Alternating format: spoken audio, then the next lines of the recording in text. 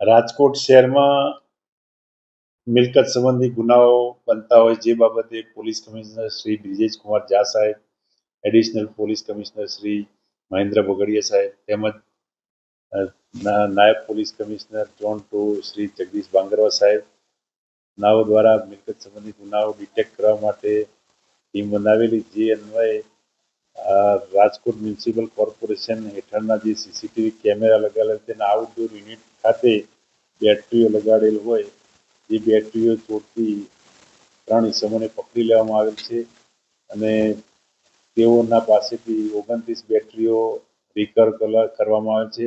અલગ અલગ જગ્યાએથી 15 જગ્યાએથી બેટરીઓ ચોરેલ હકીકત જાણવા મળેલ છે.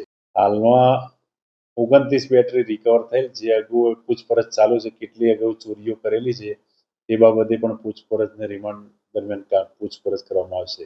આરોપી સુરેશભાઈ લાલુભાઈ ચારોલિયા તેમજ ધીરુભાઈ જીલુભાઈ વાજેલિયા તેમજ એક બાળ આરોપી છે, કાયદાના સંઘર્ષમાં આવેલ બાળક છે અને આરોપીઓ અગાઉ બે વખત ચોરીના ગુનામાં સંડોવાયેલ છે. તેમજ કાયદાના સંઘર્ષમાં આવેલ બાળકે પણ અગાઉ મોટરસાયકલ ચોરી અને મોબાઈલ ચોરીમાં પણ સંડોવાયેલ છે. છેલ્લા 1 વર્ષથી આ લોકો બેટરીઓની ચોરી કરતા હતા. ચોરી કરીને હજી કોઈ આગળની હકીકત જણાવેલ નથી, પરંતુ બધી તમામ બેટરી એમના પાસે જ ઘરે જ હતી, જે રિકવર કરવામાં આવેલ છે.